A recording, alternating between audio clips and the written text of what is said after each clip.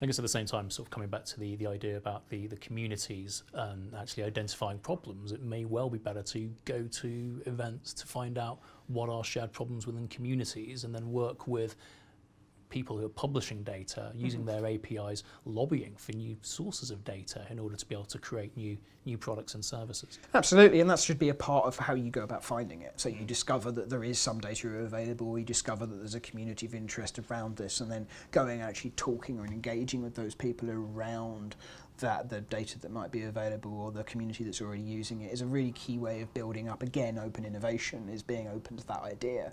And I do know that across the UK, certainly there's been examples of where kind of surreptitious community engagement, where councils or governments or businesses, employees attend community events but don't declare where they're from. So it can often be that the community is essentially moaning about the council not opening up the data, but not realising there's two people from the council in the room. And then, 6 months later, the data's suddenly open. And it's finding out what the community's needs are and engaging with that community to realise the benefits that then actually, in that particular instance, have come back to the council. So now they have services that the community has provided that they don't need to.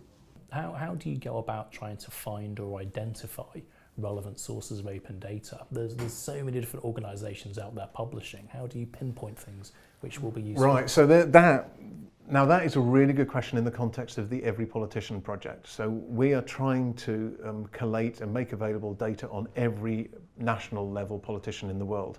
So for Every Politician, we are using hundreds and hundreds of sources from all around the world. That's official parliamentary websites that we're scraping, APIs from government, from parliamentary and monitoring organisations, journalist lists, Twitter lists, all kinds of things.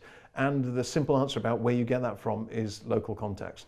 You need to find people who know, who are operating in that world. For us, because my society is involved with parliamentary monitoring, often we'll have partners, or we'll have partners who know partners who are operating in that sphere as well. So they will already have been tackling the problem about where do we get a list of all the politicians' names and things like that. So we ask them where to get the data is a great place.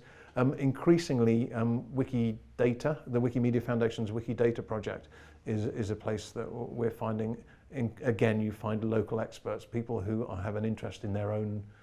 For us, the country, the national aspect to it matters, and we're not going to be experts in the legislatures of other countries, but there will be people who are concerned who are, and the question is, how do you find them? And the Wikidata community is a place where increasingly we're looking, Wikipedia as well.